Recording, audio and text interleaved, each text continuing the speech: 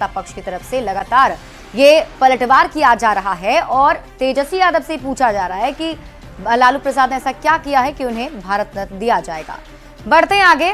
BPSC की 70वीं PT परीक्षा को रद्द करने की मांग को लेकर खान सर छात्रों के समर्थन में उतरकर सरकार को आंदोलन की चेतावनी दे रहे हैं, जिसे लेकर सियासत गर्मा गई। सत्ता पक्ष ने खान सर सहित कोचिंग संचालकों पर विपक्ष के साथ मिलकर सरकार के खिलाफ साजिश रचने का आरोप लगाया है। वहीं विपक्ष ने भी इस मुद्दे पर सरकार से सवाल पूछा है। बीपीएससी के मुद्दे पे पूरी की पूरी सरकार छात्रों के साथ में है। छात्रों की हर जायज मांग मानी जाएगी, परंतु विपक्ष के इशारे पे कुछ जो शिक्षा के दुकानदार हैं वो इस मुद्दे का बेजा राजनीतिकरण करने की जो कोशिश कर रहे हैं, उन पे हमारी निगाह है। बीपीएससी का पूरा मामला पटना उच्च न्यायालय में है। बिहार में चाहे कुछ विपक्ष के नेता हो, चाहे कुछ शिक्षक, बिहार में आदरणीय नीतीश कुमार जी के नेतृत्व में बिहार के युवाओं को जो सरकारी नौकरियों की जो भरमार हो रही है, इसे डिस्टर्ब करने के लिए कुछ विपक्षी नेता और कुछ शिक्षक मिलकर तरह तरह के साजिशें रच रहे हैं। बीपीएससी अभ्यर्थियों के मुद्दे को कुछ लोग फुटबॉल बनाना चाहते हैं। लगातार तेजस्वी यादव जी आरंभ से ही बीपीएससी अभ्यर्थियों के न्याय दिलाने के लिए उनके साथ खड़े हैं। अब बजट सत्र शुरू होने वाला है विधानमंडल, उसमें भी इस मुद्दे को उठाया जाएगा। सरकार को अपनी हठधर्मिता त्याग कर बीपीएससी अभ्यर्थियों के आंदोलन को आत्मसात करके अब भी वक्त है कि जो परीक्षा विद्यार्थी रद्द कराना चाहते हैं उसे रद्द करते हैं। तो बिहार लोक सेवा आयोग की 70वीं प्रारंभिक परीक्षा को रद्द कर दोबारा परीक्षा कराने की मांग को लेकर एक बार फिर से प्रदर्शन शुरू हो गया है। कोचिंग संचालक खान सर भी सैकड़ों अभ्यर्थियों के साथ पटना की सड़कों पर उतर आए हैं। खान सर ने पीटी परीक्षा रद्द नहीं करने पर आंदोलन का ऐलान किया है। ये रिपोर्ट देखिए।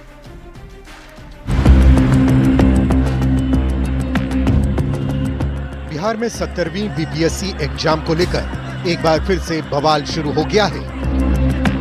परीक्षा रद्द करने की मांग को लेकर कोचिंग संचालक और शिक्षक खान सर भी अभ्यर्थियों के समर्थन में सड़क पर उतरे। गर्दनीबाग में बीपीएससी अभ्यर्थियों का महाजुटान हुआ। खान सर और गुरु रहमान समेत कई शिक्षक धरना स्थल पहुंचे। जीत तो सुनिश्चित है, मतलब हम कह सकते हैं कि इस बार मेरा मतलब सफल रहेगा। दोनों शिक्षक हैं, उनकी बातों पर कितना एतबार है, कितना यकीन है? बहुत। हम लोग गांधी जी के आदर्शों पे चलने वाले हैं, आशावादी हैं और उम्मीद है कि मिलेगा तो कल मिलेगा और उम्मीद है कि जरूर मिलेगा। 70वीं बीपीएससी पीटी की परीक्षा रद्द करने की मांग को लेकर खान सर और गुरु रहमान ने आंदोलन का ऐलान किया है।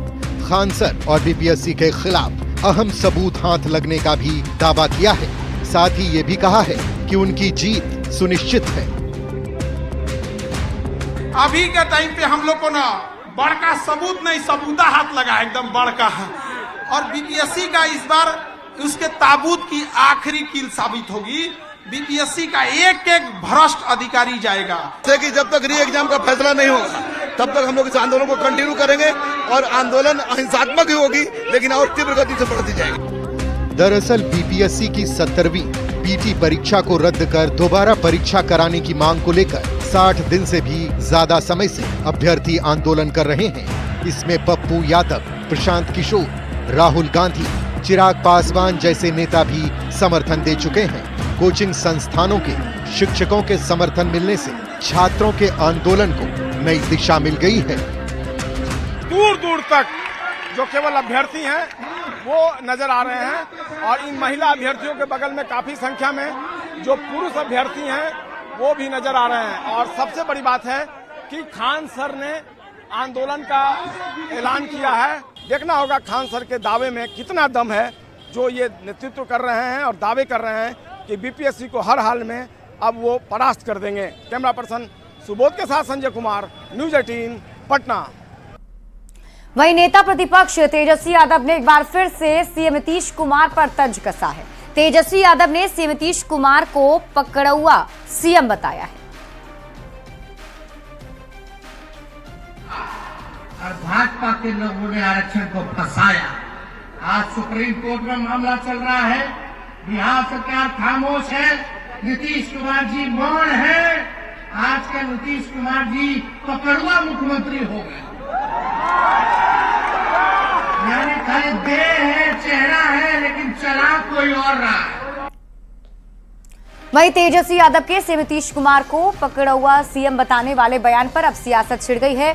जेडीयू और बीजेपी ने तेजस्वी यादव के बयान पर पलटवार कर दिया है। क्या कुछ कहना है, आप भी देखिए। जी पकड़ुआ पिता के पुत्र हैं, उनके पिताजी पकड़कर जेल भेजे गए थे, इसलिए पकड़ुआ शब्द से उनको बहुत प्यार है। बहुत जल्दी वो भी धरपकड़ उनकी भी होने वाली है। पूरा परिवार पकड़ुआ होगा और पूरा परिवार जल्दी ही जेल जाने वाला है। पकड़ुआ शब्द को ठीक से अपने पास जमा करके रख लें। वो और पूरी बिहार की राजनीति इर्द गिर्द मंत्राओं के हिसाब से चल रही है और बिहार की जनता इससे डिरेल हो गई है, विकास रुक गई है, आम जनजीवन व्यस्त हो गया है, भ्रष्टाचार चरम सीमा पे है, ऑर्डर जो लॉ एंड ऑर्डर होता है डिसऑर्डर हो चुका है। और यही कहानी है कि इनकी ये स्थिति बनी हुई है कि साल 2015 में अगर नीतीश जी का सहारा इनकी पार्टी को इनको नहीं मिलता तो ना ये विधायक बन पाते, ना उप मुख्यमंत्री बन पाते। राजनीति में पहचान दिलाने में नीतीश कुमार जी की अहम भूमिका रही है। उसके बावजूद नीतीश कुमार जी के खिलाफ इस तरह के शब्दों का ये इस्तेमाल करते रहते हैं कि तेजस्वी जी के नेतृत्व को बिहार की जनता कभी नहीं स्वीकारेगी। नीतीश जी का सहारा तेजस्वी जी को चाहिए, लेकिन तेजस्वी यादव जी इंफीरियोरिटी कॉम्प्लेक्स से ग्रसित हैं। इस वजह से भी इस तरह के शब्दों का इस्तेमाल करते हैं। पटना के आईएमए हॉल में बजट पर चर्चा हुई। कार्यक्रम में केंद्रीय मंत्री भूपेंद्र यादव, बिहार के डिप्टी सीएम और वित्त मंत्री सम्राट चौधरी और डिप्टी सीएम विजय सिन्हा मौजूद रहे। इस मौके पर केंद्रीय मंत्री भूपेंद्र यादव ने कहा कि बजट में विकास और सभी पहलुओं पर विशेष ध्यान रखा गया है। बजट में बिहार को भी बहुत कुछ मिला है और इस दौरान उन्होंने इंडिया अलायंस पर भी वार किया है। ये बजट कृषि क्षेत्र की उत्पादकता की वृद्धि के लिए है। ये बजट एमएसएमई क्षेत्र को बूस्ट देने के लिए है। ये बजट स्वास्थ्य की बुनियादी सुविधाओं को देश में बढ़ाने के लिए है। ये बजट देश में नए नवाचार को लाने के लिए है। ये बजट आधारभूत संरचना के विकास के लिए सबसे बड़ी बात है। देश के मध्यम वर्गीय समाज को राहत देने के लिए इस बजट में 12 लाख रुपए तक इनकम टैक्स की रिबेट दी गई है। बिहार में नीतीश जी के नेतृत्व में एनडीए की सरकार एक सफलतापूर्वक तरीके से कार्य कर रही है और जैसे जैसे परिणाम देखते जाएंगे, ये इंडी गठबंधन का जो पूरा कुनबा है ये बिखरता जा रहा है। ये पहले सब हमारे खिलाफ थे, अब एक दूसरे के खिलाफ हो गए और ये एक दूसरे के खिलाफ भी कौन कहां पर हो रहा है ये किसी को समझ में नहीं आ रहा है। और अब बात नई दिल्ली स्टेशन पर हुए उस भयावह हादसे की जिसका मंजर आंखों से नहीं उतर रहा है। लोगों की चीखें अपनों को खोने वालों के कानों में अभी भी गूंज रही हैं। हादसे को याद कर शरीर अभी भी सिहर उठ रहा है। भगदड़ में जान गंवाने वालों की लाशें जब आज घर के चौखट पर पहुंची तो किस कदर लोगों का कलेजा फट पड़ा, लोग फफक फफक कर रो पड़े। इस रिपोर्ट में देखिए।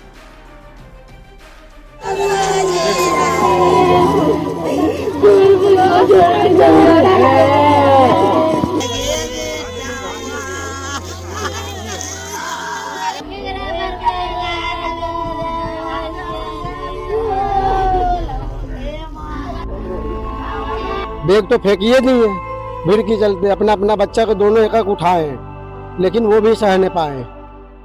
कुंभ में बिछड़े हुए तो मिल जाएंगे, पर क्या जो जिंदगी से जुदा हुए वो कभी वापस लौट कर आ पाएंगे? अपनों से अलग होने वाले जीवन के आखिरी सफर पर निकल पड़े और पीछे छोड़ गए गम, आंसू, दुख और दर्द।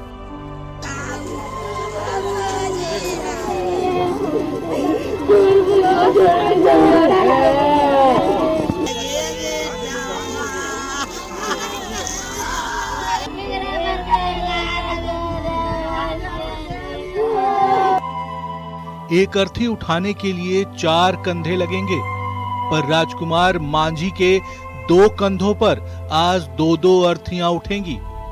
जरा एहसास कीजिए, महसूस कीजिए, एक पिता, एक पति, अपने जिंदगी का सबसे बड़ा बोझ कंधे पर उठा रहा होगा तो उस पर क्या बीतेगी।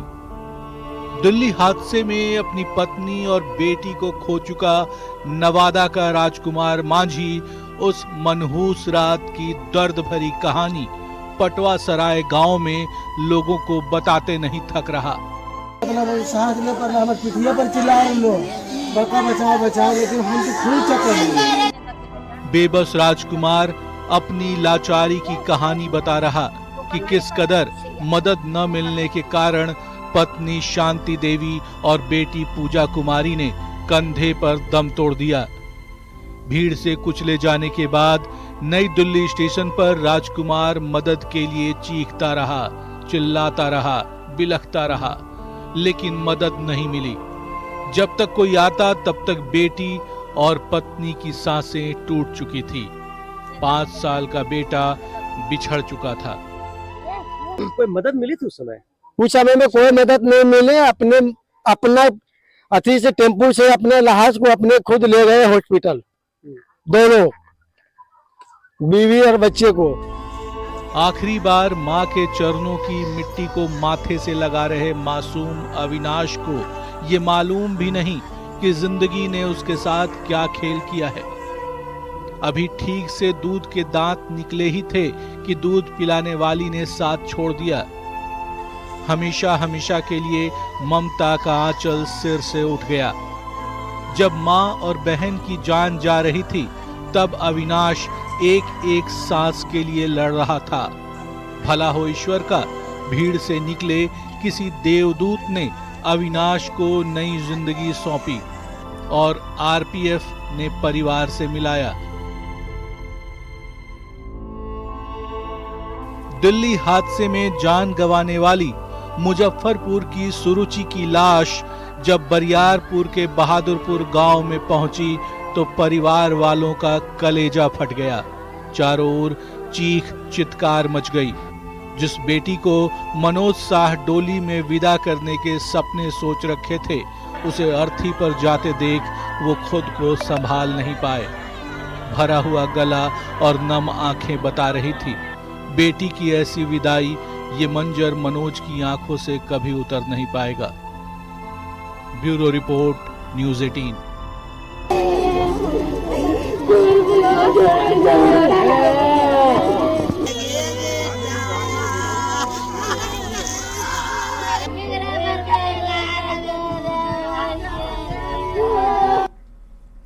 और अब बात बिहार में शराबबंदी को लेकर सख्ती की। बिहार पुलिस लगातार शराब माफिया के खिलाफ नकेल कस रही है। तस्करों के अड्डों पर चप्पे चप्पे की निगरानी की जा रही है। बॉर्डर पर सख्ती बढ़ा दी गई है। मोतिहारी और दरभंगा में छापेमारी के दौरान 2 ऐसी तस्वीरें सामने आई जिसे देखकर आप भी दंग रह जाएंगे। इस रिपोर्ट में देखिए।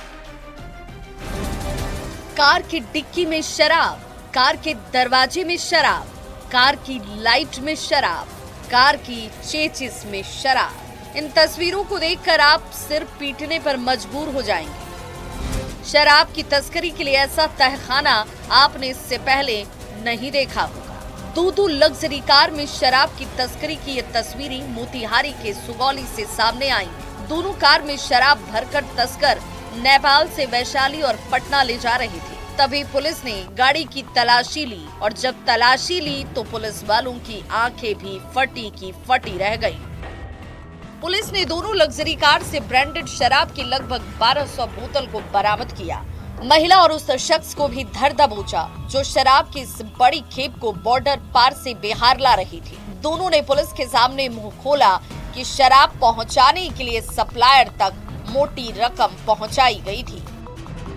दरभंगा में तो हद तब हो गई जब बहादुरपुर थाने की पुलिस अम्माडीह गांव में कुर्की जब्ती करने के लिए पहुंची। राम कृपाल सहनी के घर कुर्की के दौरान लोगों ने बताया कि गांव में शराब बनाई और बेची जाती है। फिर क्या था, पुलिस ने जब ड्रोन की मदद से नजर दौड़ाना शुरू किया तो सारी सच्चाई ही निकलकर सामने आ गई। खेत में शराब मिली, झोपड़ी में शराब मिलती है, दलान से शराब ही शराब निकलती है।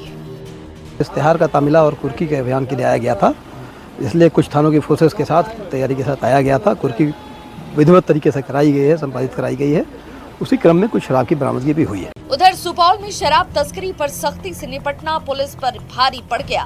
प्रतापगंज थाना इलाके के इमाम पट्टी में छापेमारी करने गई पुलिस टीम पर शराब माफियाओं ने अपने लोगों के साथ मिलकर हमला कर दिया। 30 से 40 महिलाओं के झुंड ने जमकर ईंट और पत्थर के साथ लाठियां बरसाईं। पुलिस की गाड़ी को क्षतिग्रस्त कर दिया। हमले में थानेदार समेत 11 पुलिस वाले जख्मी हो गए, जिनका इलाज कराया जा रहा है।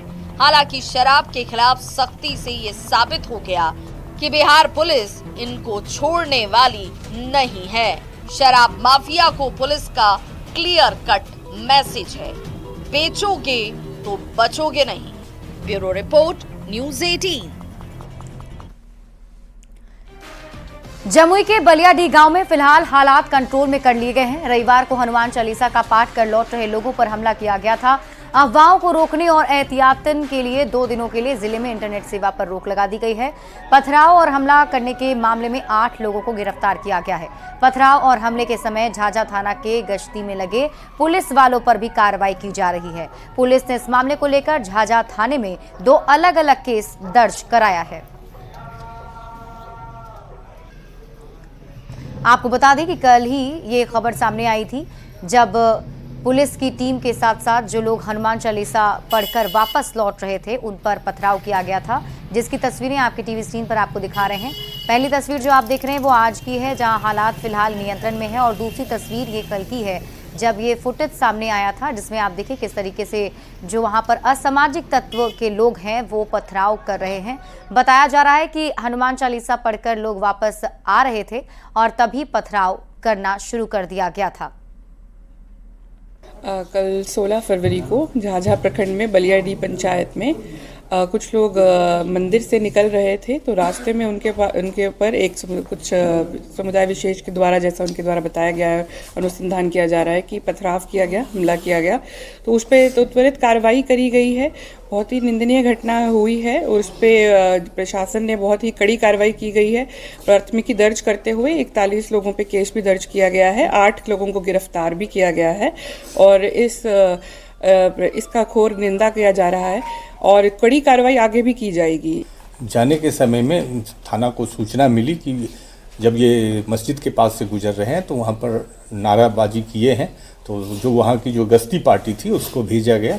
तो गश्ती पार्टी में जो फोर्स था, तो वहाँ पर गश्ती पार्टी के द्वारा जो फोर्स था, तो वहाँ पर जा करके वो जब हनुमान चालीसा का पाठ हुआ तो किसी भी बड़ी पदाधिकारी या कहीं वो सूचना नहीं दिए।